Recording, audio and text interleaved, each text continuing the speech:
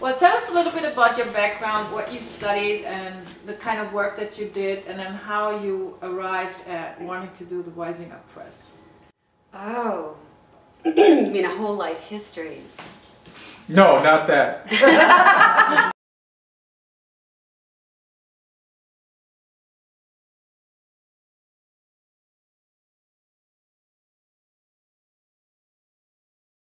We intended to do it.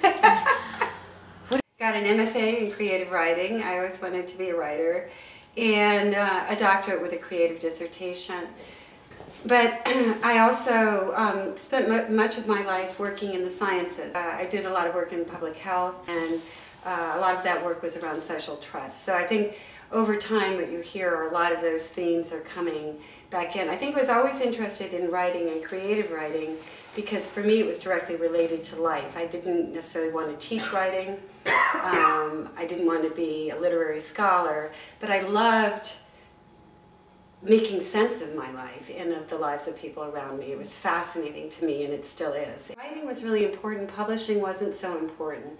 But over time I realized part of that had to do with what was going to happen to that writing. That the image I always had was of the He-Man poet who's standing up in front of an adoring audience, and they're just feeling big in themselves. And it didn't really look attractive to me. I remember saying, I have to learn how to do this, and doing it, and saying, I didn't enjoy that.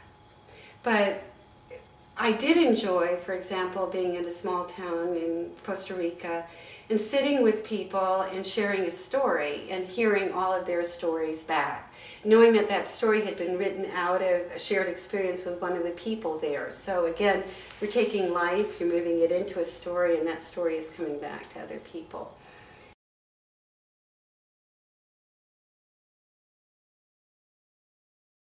So when I was working in public health, I also got very interested in the role of narrative in developing social trust. So again, you're pulling all of your own experiences together in one way or another. And because of that experience, I also got very interested in belief systems and worked in spiritual direction, particularly with the idea of what happens when your belief systems break down. And out of that experience came the inspiration for Universal Table. How do we talk to one another across these different systems? Again, in public health, a lot of my work was on cross-disciplinary work. How do we establish credibility with these different frames of reference? And I expect my interest in acculturation comes from all of these experiences of having to cross systems. I think when we started, we thought of doing workshops, and then we decided that a press was right for us. We were both writers.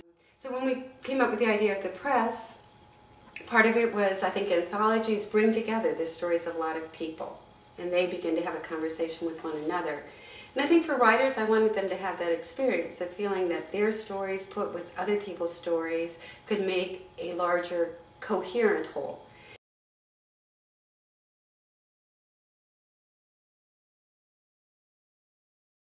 Topics that we're very interested in have to do with sort of centers of meaning.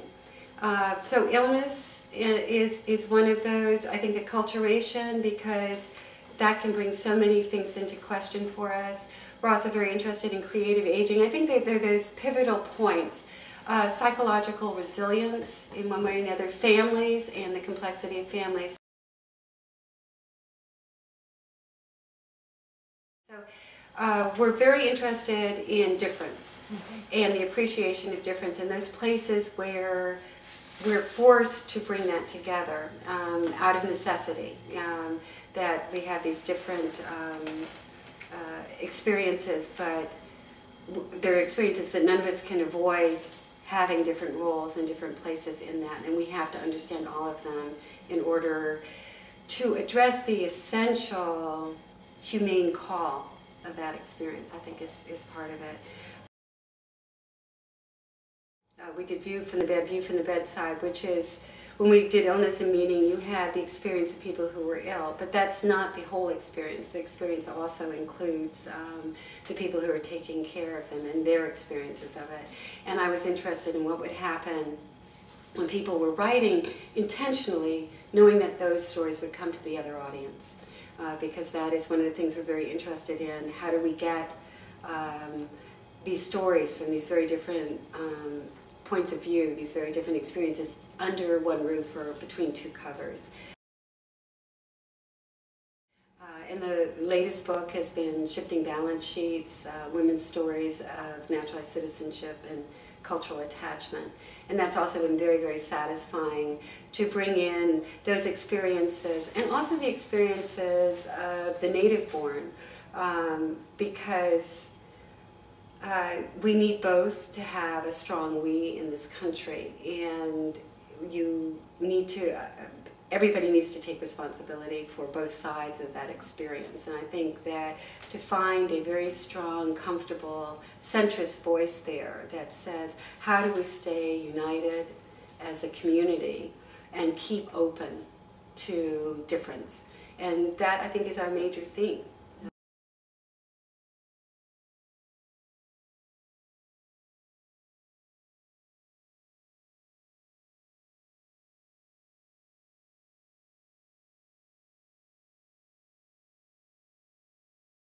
Through that, we met some wonderful writers that we really would like to publish, and then the question was, how do we bring them in? But they shared with us this concern about writing out of life and back into life. And so the collective is also designed to do that. It's designed to empower writers so that they can help choose the books that get published, they can help decide where they go, and that they can also support one another. And I think one of the things that makes our press different in that way is that when people publish with us, they become spokespeople for the whole press and for our way of seeing a completed circle for writing.